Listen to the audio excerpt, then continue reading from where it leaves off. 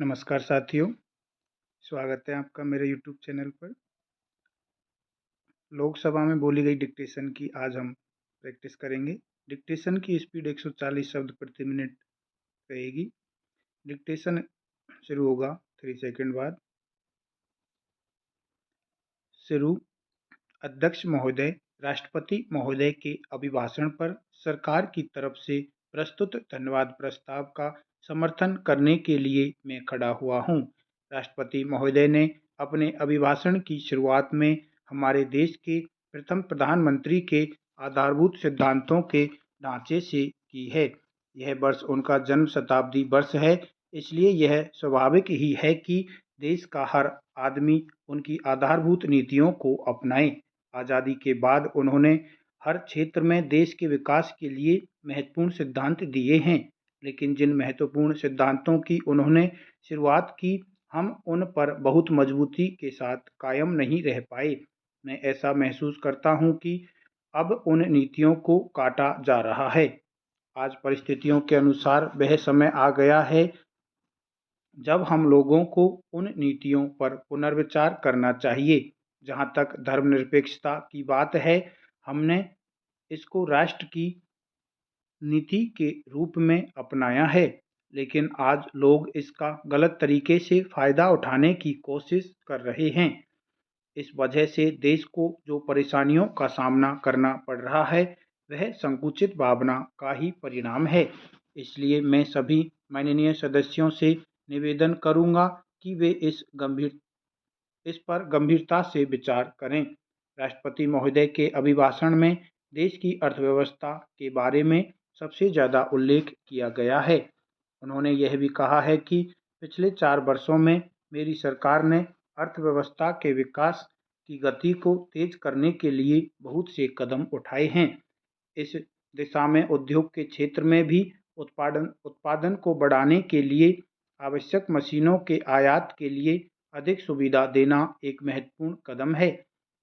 इस कदम को उठाने से देश की अर्थव्यवस्था को बढ़ावा मिला है और उसका परिणाम भी हमारे सामने है। देश का औद्योगिक उत्पादन भी अपने लक्ष्य को पूरा करने के लिए आगे बढ़ रहा है। जब यह उदार नीति अपनाई गई थी, तो विपक्ष के लोगों ने बहुत जोर से उसका विरोध किया था। इसी प्रकार कृषि का उत्पादन भी प्रशंसनीय है। देश के अनेक भागों में सूखे के बावजूद भी कृषि के उत्पादन में वृद्धि हुई है। यदि अर्थव्यवस्था अच्छी नहीं होगी, तो हम सूखे के प्रभाव को विफल करने में कामयाब नहीं होते। यह घटना भी इस बात को उजागर करती है कि हमारे देश की अर्थव्यवस्था ठीक है और हमारी सरकार द्वारा अपनाई गई नीतियाँ भी ठीक हैं। जहाँ तक आर्थिक दृष्टि से कमज़ोर लोगों को ऊपर उठाने का संबंध है, हमारी सरकार ने इस दिशा में बहुत ही प्रगतिशील कदम उठाए हैं। हमारे प्रधानमंत्री जी ने स्वयं गाँवों के लोगों से मिलकर उनकी आवश्यकताओं के अनुसार गरीबी उन्मूलन के कार्यक्रमों को तैयार किया है। मैं भारत सरकार से निवेदन करूंगा, इस कार्यक्रम में सबसे पहले आवश्यकता यह है कि हम केंद्र के स्तर पर इस तरह के कार्यक्रम बनाएं जिनसे गरीब लोगों की पहचान हो सके। आज गरीब लोगों की पहचान करने का माध्यम सिर्फ ग्राम पंचायतें हैं और उनके माध्यम से भी सही तरीके से पहचान नहीं हो सकती है। इस संबंध में मैं सरकार से निवेदन करना चाहता हूं कि आप गाँवों के आर्थिक आधार पर एक सर्वेक्षण कराएं और उसके आधार पर जो गरीब परिवार है, उसके आंकड़े तैयार करें। जब आपके पास एक ऐसे आंकड़े तैयार हो जाएंगे, तो आप निश्चित रूप से बता सकते हैं कि कौन से गांव में और कौन से ज़िले में गरीबी की रेखा से नीचे रहने वाले कितने परिवार हैं। यह सर्वेक्षण भी आपको समय-समय पर कराना होगा, जिससे गरीबी की रेखा से ऊपर आने वाले परिवारों को सूची में से निकाला जा सके। जब हम इस तरह के विभिन्न कार्यक्रमों को कार्यान्वित करेंगे, तब ही हम गाँवों में रहने वाली गरीब जनता का और गाँवों का विकास कर सकते हैं। अब मैं एक ऐसे विषय का जिक्र करना चाहूँगा जिसका उल्लेख इस अभिभाषण में किया गया है। महामहिम राष्ट्रपति जी ने कहा है, मुद्रास्फीति की दर में 50% की कमी आई है। यह एक अच्छी बात है, किंतु इसके साथ ही मुझे एक बात समझ में नहीं आती, और वह बात यह है कि जब मुद्रास्फीति की दर में कमी आई है, तो मूल्यों में भी कमी आनी चाहिए, लेकिन ऐसा नहीं हुआ है। यह बात हर व्यक्ति जानता है कि पिछले एक वर्ष के दौरान लगभग सभी चीज़ों के मूल्यों में वृद्धि हुई है। सरकार ने स्वयं भी राशन की दुकानों पर दिए जाने वाले चावल के मूल्य में वृद्धि की है। इसके साथ ही राज्यों को इन दुकानों से वितरण के लिए दिए जाने वाले चावल में भी कुछ प्रतिशत की कटौती की है। इससे एक गंभीर समस्या उत्पन्न हो रही है। इस कदम को सरकार द्वारा उठाने से बाजार में चीज़ों की कीमतों में वृद्धि होगी और उसका असर आम आदमी पर पड़ेगा। यदि सरकार मूल्यों पर नियंत्रण नहीं रख पाई, तो गरीब लोगों को बजट में दी गई तमाम राहत समाप्त हो जाएगी। इसलिए मेरा सरकार से अनुरोध है कि मूल्यों को बढ़ने से रोकने के लिए वह तमाम आवश्यक कदम उठाए।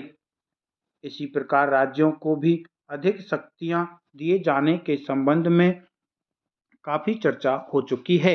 इस मामले की गंभीरता को देखते हुए भारत सरकार ने एक आयोग का भी गठन किया था, और उस आयोग ने अध्ययन करके अपनी रिपोर्ट केंद्रीय सरकार को दे दी है।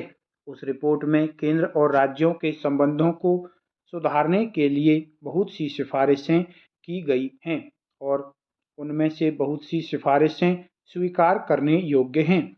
मेरा सुझाव है कि राज्यों को भी अधिक आर्थिक शक्तियां दी जानी चाहिए। यह बात मैं इसलिए भी कह रहा हूं, क्योंकि केंद्रीय सरकार के बहुत से कार्यक्रमों को राज्य ही कार्यान्वित करते हैं, और बहुत से राज्य अपने सीमित साधनों के कारण ऐसा करने में असमर्थ हैं। मुझे आशा है कि केंद्रीय सरकार इस दिशा में विचार करके उचित कदम उठाएगी। मान्यवर पंचायती राज के बारे में भी राष्ट्रपति महोदय ने अपने अभिभाषण में उल्लेख किया है। विभिन्न अवसरों पर इस बात को प्रधानमंत्री जी ने भी कहा है कि पंचायती राज को मजबूत करना चाहिए। आज की परिस्थितियों में देश की मांग भी है कि पंचायती राज मजबूत हो। जब तक गांवों में पंचायतों को वित्तीय अधिकार नहीं दिए जाएंगे, तब तक बातों से ही पंचायती राज मजबूत होने वाला नहीं है। कहने के लिए तो बहुत से राज्यों में पंचायतों के चुनाव करा दिए गए हैं। सिर्फ चुनाव करा देने से पंचायती राज मजबूत नहीं हो जाता है। वास्तविकता यह है कि मेरे ही प्रदेश में पिछले 2 सालों से राज्य सरकार से उनको कोई राशि अनुदान के रूप में नहीं मिली है। सरकार द्वारा संसद के इस सत्र में पंचायती राज को मजबूत बनाने के लिए एक बिल लाने की बात कही गई है। इस बिल के माध्यम से हमें यह कोशिश करनी होगी कि पंचायतों को अधिक से अधिक अधिकार दिए जाएं, ताकि वे साल भर की योजनाएं बनाकर गांवों के विकास कार्यों को कर सकें। जब तक हम इस दिशा में कदम नहीं उठाएंगे, तब तक इस देश की उन्नति और प्रगति नहीं हो पाएगी। मैं एक बात यह भी कहना चाहता हूं कि राज्य के हस्तक्षेप के बिना पंचायती राज को मजबूत बनाने के लिए अधिक से अधिक वित्तीय अधिकार दिए जाएं, और विकास के क्षेत्र में उनके फैसलों को आखिरी फैसला माना जाए। महोदय, रोजगार से संबंधित केंद्रीय सरकार के सभी प्रस्तावों का मैं समर्थन करता हूं। इस संबंध में मेरा कहना यह है कि मेरे प्रदेश को बेरोजगारी की समस्या का सामना करना पड़ रहा है। बेरोजगारी की समस्या उत्तर प्रदेश में इसलिए बढ़ी है क्योंकि वहां पर उद्योगों को स्थापित करने की दिशा में कोई कदम नहीं उठाया गया है।